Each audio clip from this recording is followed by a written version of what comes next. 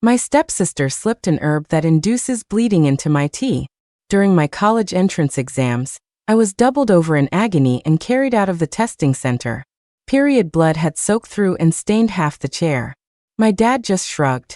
Your sister's still just a kid. My stepmother, cradling her pregnant belly, sneered. No normal period has that much blood. She probably has some kind of dirty disease.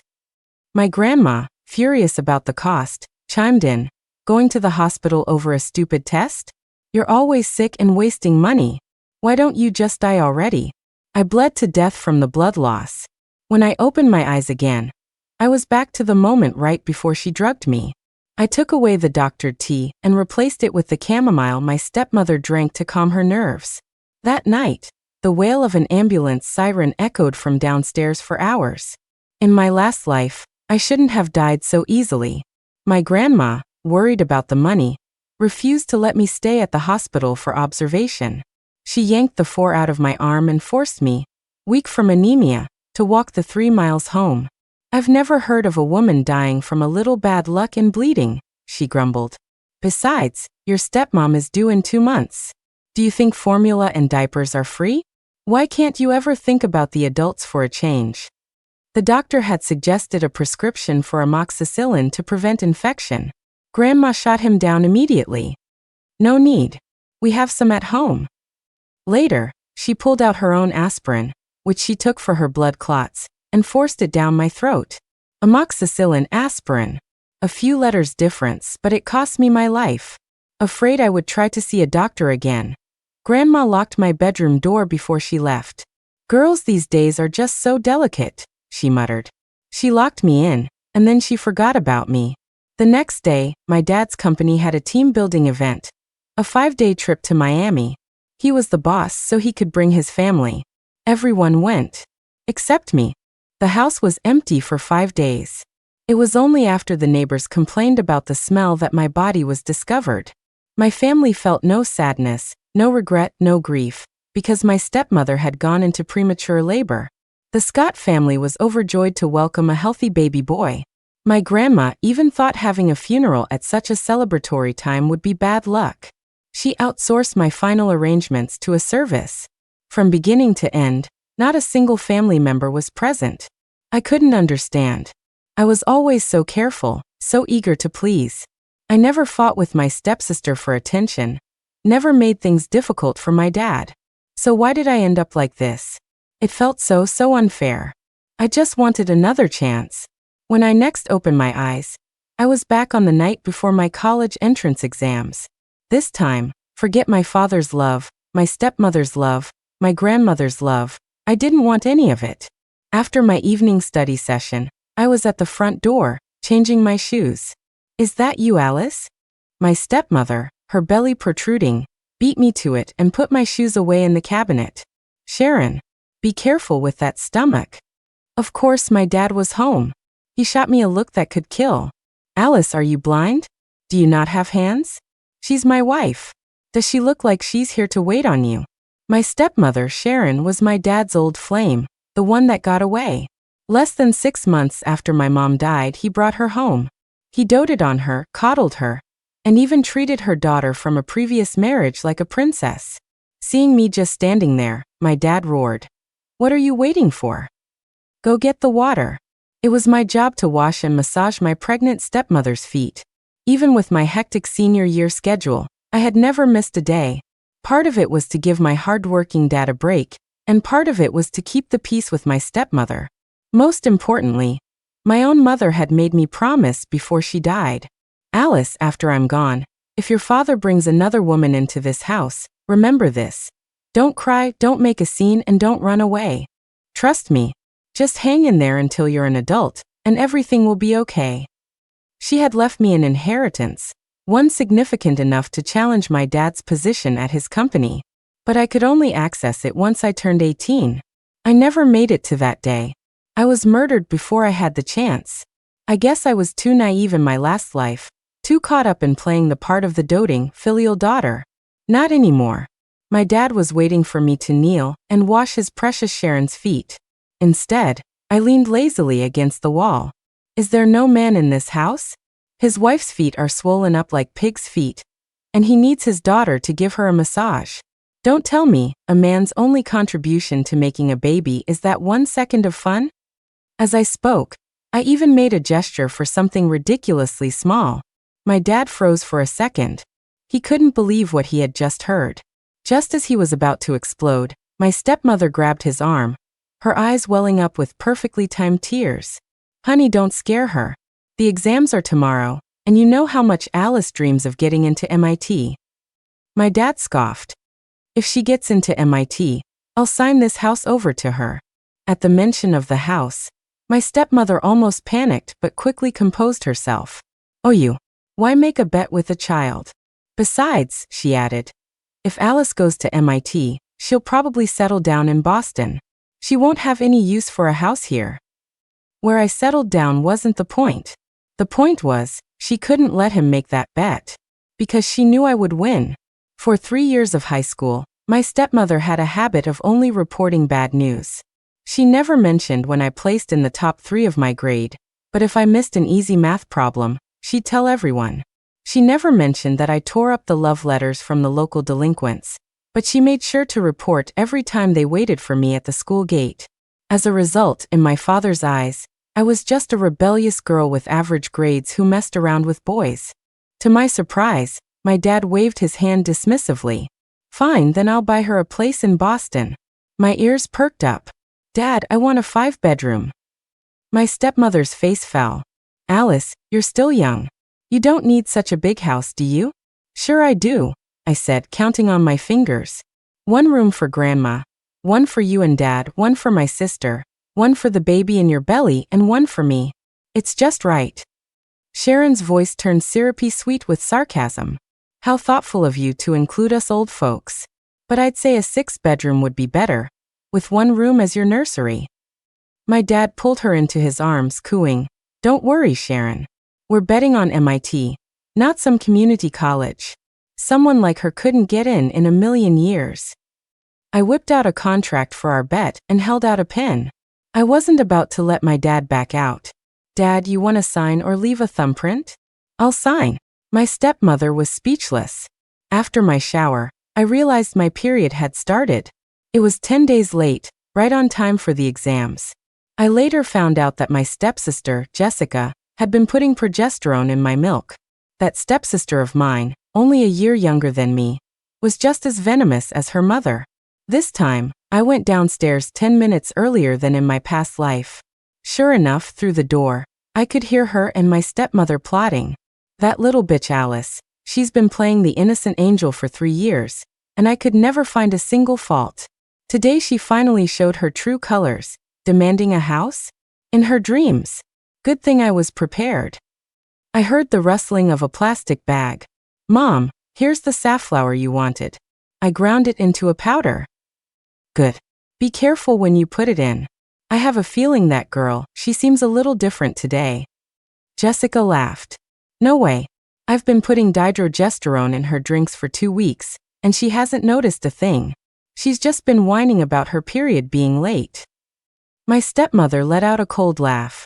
I was just going to make the little bitch flunk her exams and end up at some trade school. But now it looks like she won't even finish a single test. I got to the kitchen before Jessica did. I poured out the doctored tea she had prepared and replaced it with another brew of a similar color. It was the chamomile tea my stepmother drank every night to calm her nerves. I was betting that Jessica, that idiot, would never notice the difference. In the middle of the night, a woman's blood-curdling screams tore through the house. Mark, honey, my stomach, it hurts so bad, help me, please help me. I opened my door to see my stepmother writhing on the couch. A pool of red was spreading beneath her. My dad was holding her hand, trying to soothe her. Don't be scared, Sharon. The ambulance is almost here. Our baby will be born healthy, I promise. I couldn't help but sneer. The difference between being loved and not loved was so damn obvious. The day my mom died, my dad said he had something urgent at the office and refused to come. My grandpa had to go to his office with a kitchen knife to drag him to the hospital. Seeing my stepmother's screams weaken, my grandma pulled my dad aside. Save the baby. You have to save the baby. She had been dreaming of a grandson for decades. The ultrasound had already confirmed it was a boy. Mom, what are you talking about right now? Mark, think about it. You're 46 and Sharon is already 40. You'll be fine down the road, but will she be able to have another? My grandma used to say things like that to my mom all the time. My dad had always ignored her, but now that the subject was Sharon, he couldn't stand to hear a word of it. Mom, even if Sharon and I never have children, she's the only one I'll ever love. If you want a grandson so badly, go adopt one yourself. I'll pay for it. Grandma muttered under her breath and backed away. I put on a worried expression. Aunt Sharon is bleeding so much. Could she get an infection? The doctor said, I think amoxicillin can help with inflammation. I have some of that. Grandma turned around, pulled out 2 pills, and stuffed them into my stepmother's mouth. Mom, you can't just give her random medicine, my dad said, failing to stop her. Nonsense. I take this every day and I'm fine. I guess your woman is just more precious. The paramedics arrived. The doctor was shocked when he saw the amount of blood. Does the patient have a normal platelet count? What's going on? Even the 4 puncture won't stop bleeding. My dad had memorized every single one of his beloved's test results. It's normal. Everything is normal. What about what she's eaten? The doctor asked. My mom didn't have dinner tonight. She only drank some calming tea, Jessica blurted out. I knew this was my chance. Jessica, didn't you add something to Aunt Sharon's tea? The red powder was still visible under Jessica's fingernails. In an instant, my stepmother's pupils contracted. She had figured it out, but she had no choice but to swallow the bitter pill. My dad stared at Jessica. Jessica, what did you add? Speak up. Jessica's body was shaking like a leaf.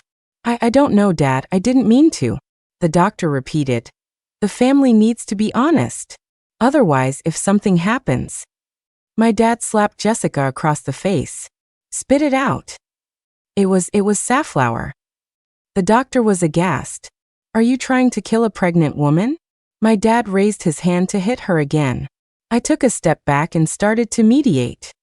Dad, she's still just a kid. Remember, Dad? That's what you said to me in my last life. My dad's hand came down again. She's 16. That's not a kid. Jessica's face was already swelling. It's not my fault. Grandma gave her pills too, she sobbed. Hearing this, Grandma immediately pulled out a blister pack of pills. Don't talk nonsense. Mine are for inflammation. The doctor stared. This is a goddamn blood thinner. My dad looked like he could kill his own mother. For the first time, he screamed without any regard for his image. Mom, how many times have I told you? You can't just take random pills. You can't. You're old, if you die, you die. But that's your grandson in her belly. It was almost funny. I had been to the hospital at least 10 times for taking the wrong medicine. The worst time, I went into anaphylactic shock. He never said a single word to my grandma then. I'll trade my life for his. My old bones will pay for it. Is that good enough? Grandma knelt on the floor crying. Jessica was sobbing uncontrollably. My stepmother was in too much pain to even make a sound, and my dad was so frantic his shirt was soaked with sweat. And then there was me. I was the only one in the entire family who felt nothing at all. I guess a slap only really hurts when it lands on the face of someone you actually care about. Everyone but me went to the hospital and didn't come back that night. I had a wonderful night's sleep. The next day, I arrived at the exam center right on time. Without the safflower wreaking havoc on my body, I felt great. As I wrote my essay, my mind was so clear I could almost hear a background track playing. My grades were already in the top 3 of my class. Having lived this life once before, not much time had passed, and I hadn't forgotten a single thing. The questions felt easy. At 8 p.m., my father, for the first time in ages, called me. Mother and son are both safe, he said. But they weren't coming home just yet. The baby was only 5.6 pounds, born prematurely, and had to go into an incubator. He was under the blue lights now, lying there soft and pink, like a little kitten. Even through the phone, I could hear the sheer joy in his voice. I heard my grandma in the background ask, "Have you picked a name?" "I have," my dad said. "Lang. We picked it out 20 years ago, Sharon and I." I smiled and hung up. I remember when I was little, I asked my dad what the Alice in my name meant. He was busy with a meeting and impatiently pushed me away. What else could it mean? It's from the story of the cat who was swapped for the prince. So that's what it was. It was a shame. My dad thought his prince had finally arrived, but he had no idea this was just another swapped cat. Before my mom died, she told me a secret. Your dad can't have kids. My dad got his start in real estate. One time, while inspecting a construction site, a steel plate fell and crushed his upper thigh, knocking him unconscious. The doctor said his reproductive system was damaged. He needed surgery to either have a vasectomy or repair the damage. The latter would take longer, but the success rate was quite high. My mom didn't hesitate for a second. Do the vasectomy. The surgery was done without my dad's knowledge. By then, my mom was already in the late stages of stomach cancer. She knew my dad had never forgotten his old flame. So before she left, she did two things for me. First, she ensured I would be my father's only child. Second, she transferred all of her company shares, properties, and funds to me. She left me a business card. Alice, when you turn 18, go find Mr. Harmon. My birthday is in August. Just 2 more months. Almost there.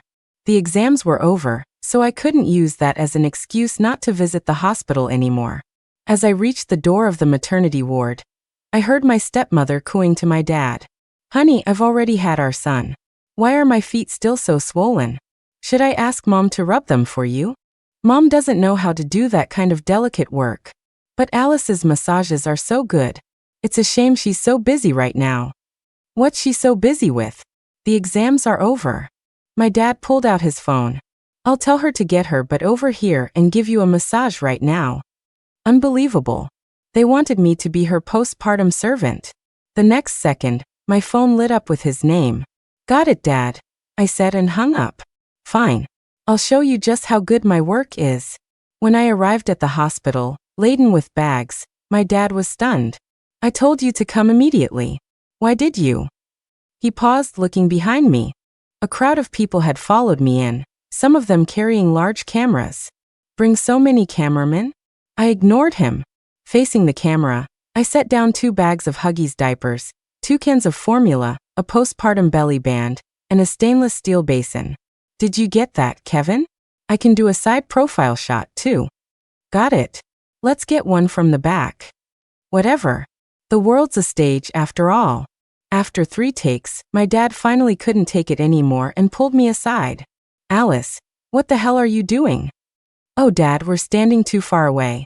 They won't be able to pick up the audio. The next moment, I switched to my best announcer voice, raising my volume by 30 decibels. Dad DY. I'm here to help my step-mom recover. You can count on me. My rich, alto voice echoed through the hospital room. Then I lowered my voice to explain. Dad, our teacher assigned us a vlog project about our lives after the exams. We have to show it at the teacher appreciation banquet. I was filming when you called and told me to come help out. I figured, why not? I can just film this too and add some great material to my project. My dad's face turned from red to white and back again. If the story of daughter serves her stepmother during postpartum recovery got out, where would he hide his face? And it was going to be played at the teacher appreciation banquet. He couldn't even bear to think about it. My dad waved his hands dismissively. We don't need you. Get them out of here now. I put on a disappointed look. Oh, so no helping today or no helping ever. This is really meaningful footage, you know. Maybe I could schedule a time on another day? Oh, and Dad, I even bought a book and learned 35 different postpartum massage techniques. I was lying. The book was actually called Postpartum Care for Sows. My dad's ears were ringing. You're so noisy. Get out. Slam. The hospital room door shut in my face. I thought to myself, he will never, ever let me give his wife a massage again. Since I wasn't doing the massages, the job fell to Jessica. When Dad asked, she couldn't refuse. After all, I'd been doing it for most of my senior year. She was only a sophomore. How could she be busier than me? Besides, Sharon was her biological mother. Every time I saw Jessica's red, chafed wrists, I couldn't resist fanning the flames. Wow, Jessica, your hands are so red. Dad and your mom would be heartbroken if they saw. I'm not so lucky. They won't even let me touch her anymore. You're the one they trust. I'm so jealous of people with useful skills. All I do after my exams is eat and sleep. As expected, when Jessica went back to her room, she smashed half the things against the wall. Damn it. Am I a maid? This dirty work used to be Alice's job. Why did it get dumped on me? Do you have any idea? I had my final exams today, and my hands were shaking. Her mother had no idea. It was so much easier to drive a wedge between a mother and daughter than a father and daughter. It took her 3 years to make my dad hate me. It only took me 3 days to make Jessica lose her mind. The day my stepmother and the baby were discharged from the hospital, my grandmother was sent back to her hometown. I scored a 722 on my exams, the highest in the city. Jessica, on the other hand, only got a 501 on her finals, a 200-point drop. My stepmother, embarrassed, chided her in front of all our relatives. She said Jessica just wasn't cut out for studying. She said Jessica didn't know how to work hard to make up for her lack of talent. She said, with a brilliant older sister like me as an example, you'd think she would ask for help. Jessica's eyes turned red. She actually looked hurt. Aunt Sharon, you're being too hard on her, I said, suddenly defending her. Jessica only got a 72 in English because she didn't finish her essay. Her hand started cramping up in the middle of the test. The subtext, from giving you all those massages. At my words, Jessica's eyes seemed to get even redder. Hurt is often silent, but a little comfort and understanding can make it pour out in tears. I pressed on. Ever since the baby was born, have you given Jessica even a fraction of your attention? She massaged your feet until her wrists were raw, just to help you feel better. In that moment, were you thinking about your daughter who was trying so hard to please you? Or the pink, chubby baby in the bassinet? My words hit Jessica like a punch to the gut. She let out a loud wah and burst into tears in front of all the adults. Everyone who had been cooing over the baby boy rushed over to comfort the older girl. My stepmother's reputation as someone who favored her son over her daughter started to spread. Over time, Jessica started to believe it too. After that day, Jessica slowly started to side with me. I gave her tassel earrings, a tassel headband, and a tassel necklace. Kids love things that jingle and dangle. Sure enough, whenever she was taking care of the baby, the tassels would get pulled and yanked. Until one day, I saw a long strand of hair in the baby's tiny fist. Have you been losing hair lately? I asked, a question of cosmic importance. What? She fiddled with her hair in the mirror. Oh my God, you're right. Jessica was obsessed with her looks. How could she possibly allow herself to be plucked bald? In a fit of rage, she started pulling the baby's hair back. My stepmother was horrified. She uttered the famous line that would ignite the war between siblings. You're the older sister. Why can't you just let your little brother have his way? That one sentence lit the fuse on all of Jessica's pent-up emotions. She grabbed the baby and stormed out onto the balcony. So your son is the only one who matters, right? You shouldn't have had me in the first place. Let him have his way. Let's see who lets who have their way on the road to hell when we both jump. No. Mom was wrong. Jessica, don't do anything crazy. My stepmother's legs were shaking. Jessica lost the privilege of being alone with her little brother and started spending more time with me. Are you going to MIT? She asked me. Yeah, why? My mom told me to find a way to steal your student ID and password, so she can change your college choice. A low blow, but I had expected it. I smiled. So why are you telling me? My mom is planning to use the money for your house to set up an education fund for her son. As Jessica spoke, she tied her hair into a ponytail with the tassel hair tie I had given her. I thought about it all night.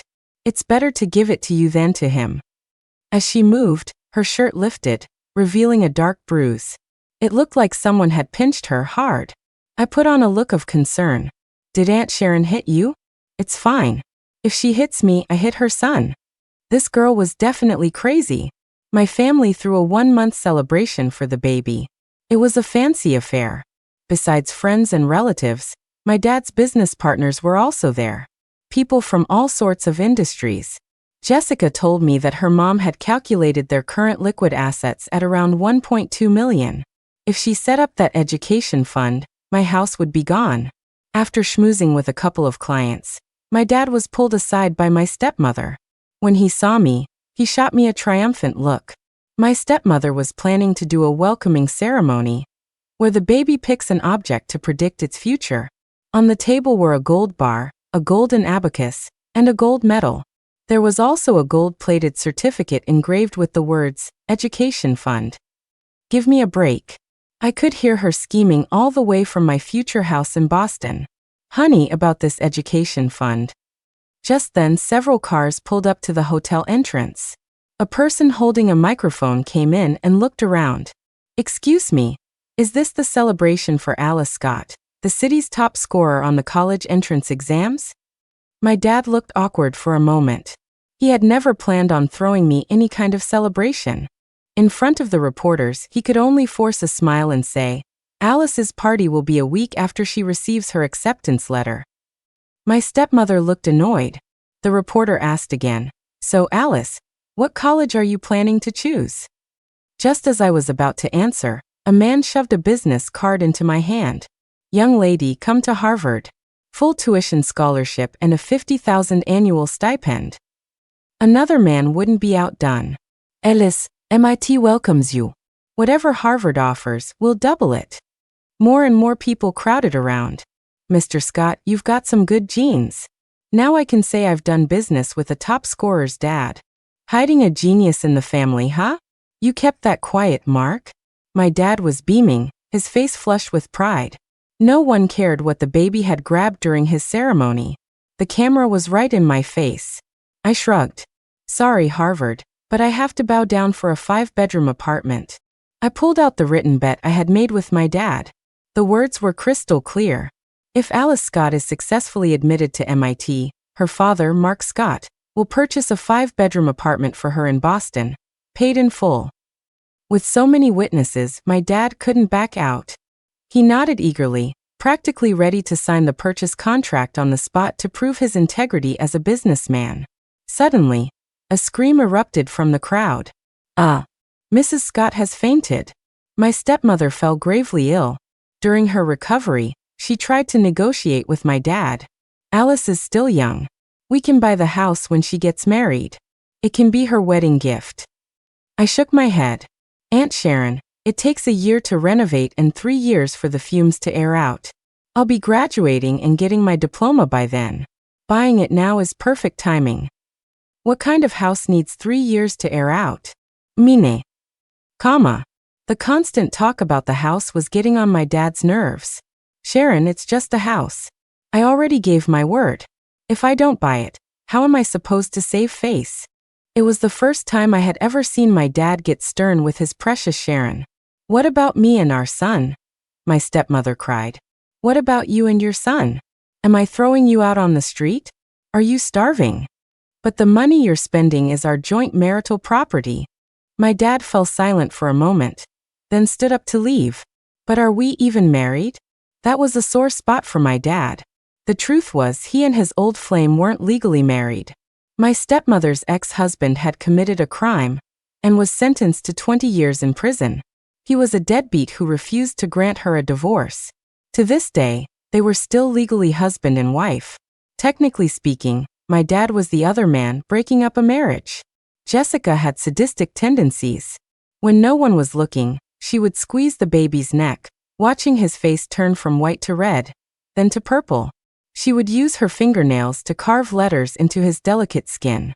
She would use a needle to prick the soft spot on his skull that hadn't closed yet. I knew all this because I had once been her victim. My stepmother finally discovered the baby's injuries. For the past few days, she had been secretly researching tough love camps for second children. I made sure she found the information, brochures, websites, everything. Some parents claimed that after sending their problem child away for re-education, their homes became much more peaceful. Within a few months or years, the child would return, as obedient as if they were a completely different person. They would willingly wash their younger siblings' clothes, cook for them, and even let them ride on their backs, never fighting, always being a model older sibling. My stepmother was slowly taking the bait. I knew she was tempted. Little did she know, these people were the same kind of monsters who had escaped justice years ago. The ones who used electroshock, corporal punishment, and torture to force children into submission. A girl like Jessica deserved to be sent there. 2 days later, my dad went out of town on a business trip.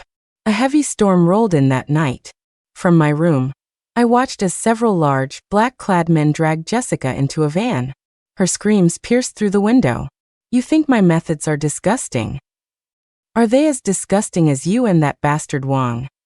Wang. In truth, ever since the exams ended, I had been investigating. Whose son was Leo, really? Since moving into our house, my stepmother had been the very picture of a virtuous wife, rarely going out alone with other men. My dad, however, frequently sent his driver to pick her up for dates.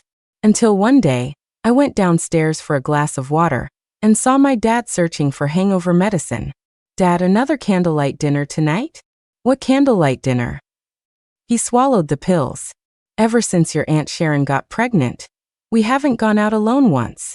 In a flash of lightning, it all made sense. I remembered that my dad's car would appear downstairs at least 5 times a month. Each outing lasted about 2 hours. So, my stepmother had been hooking up with the driver. Once I had pieced it all together, I couldn't help but marvel. Wow, Mr. Wang, you've got guts. Driving my dad's car, earning my dad's money, sleeping with my dad's woman, and having my dad's baby. This was the textbook definition of hiding in plain sight. With a target in mind, getting evidence was just a matter of time. I easily got a strand of Mr. Wang's hair and successfully planted a camera in the car. If this got out, my dad would be in a very bad mood. I needed to hurry up and get him to buy that Boston house. At dinner, I presented my acceptance letter from MIT. Before I could even speak, my dad brought it up himself. I looked at the house you picked out. It's not far from MIT, and it's fully furnished. You can move in right away. He placed a bank card on the table and pushed it toward me. Sign the contract as soon as you can. And since we're buying it, don't let it go to waste. Make sure you actually live there during college. My stepmother was so angry she pinched the baby in her arms. Wah. Cry, cry, cry. That's all you know how to do. Nothing in this house is yours. My dad lost his temper, too, snatching the baby from her. Sharon, why are you acting like such a shrew lately? Should I not be a shrew? Should I be like your dead wife? Work her fingers to the bone her whole life and get nothing in the end? My stepmother looked at me, a vicious smile on her face. You didn't know, did you, Alice? The day before your mom died, your dad and I slept together. I told him I hated the smell of sickness, so he refused to even go see your mom one last time before she died. Such a pitiful woman. In reality, my mom wasn't pitiful at all. She knew everything and she didn't care. She was even looking forward to death, because her own long-lost love was waiting for her there. And my dad? He was just a stand-in. I didn't flinch. I walked right up to my stepmother, grabbed her by the hair, and forced her to look me in the eye. And what about you? Besides my dad, who else have you been sleeping with? My stepmother stared at me for a moment. She pushed me away, muttered psycho, and turned to leave. She left my dad alone to drink himself into a stupor. When I went downstairs again, he was already talking nonsense. Alice, do you think your dad made a mistake? Your mom was such a good person. Why didn't I cherish her? I had to go chasing after some old flame. And for what? I'm starting to think Sharon was only with me for my money. I shook my head. No, that. She was also with your driver, Mr. Wang. After that night, my dad and his precious Sharon started giving each other the silent treatment. Great. I could finally have a quiet birthday. I bought myself a cake. I ate it in front of my mom's gravestone, giving her an update. It's hilarious, Mom. Dad still has no idea he's sterile. He's been walking around so proud of his late-in-life son. Oh, and Mom, do you know who the baby's real father is? Mr. Wang. Dad's driver. I got the DNA report. When do you think I should reveal it? And Grandma, she used to blame you for not giving her a grandson. Now the woman who did give her one has kicked her out and sent her back to the countryside. Jessica, you probably never met her. Never mind, she's not important. Finally, I sighed. I'm an adult now, Mom. After I finish this cake, I'm going to go open your gift. Mr. Harmon was one of my mother's college classmates. After talking with him for half an hour, I was still a little dazed. Wait, Mr. Harmon, are you telling me my mother left me $12 million? I had to ask 3 times. It was still hard to believe. $12 million. That was an unimaginable amount of money for me. That's right. Before she passed, your mother filed for a division of marital assets. Under her name were $700,000 in liquid funds, 2 properties, and 40% of the company's shares. The properties were transferred to your name immediately. The shares were held in trust by your father until you came of age. As for the liquid funds, I have to say, your mother had an incredible eye for investment. The stocks she entrusted to a fund manager have increased in value more than tenfold. After commission, it comes out to about $12 million. I wiped the drool from my chin. But the best part was the house my dad and his old flame were living in. The deed had my name on it. You were amazing, Mom. I finally understood what you meant when you said, just hang in there until you're an adult. It meant that now, at any moment, I could pack their bags and kick them out of my house.